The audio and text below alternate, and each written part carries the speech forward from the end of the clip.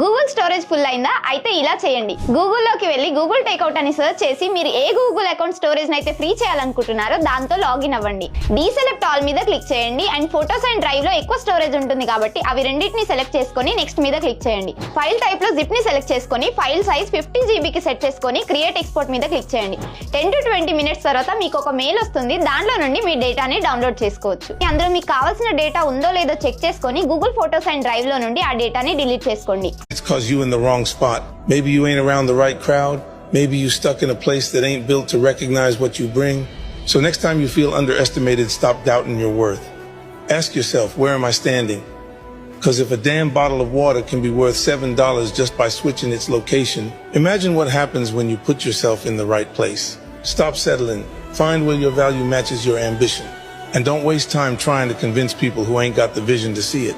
Keep it moving. Sometimes you gotta leave to level up.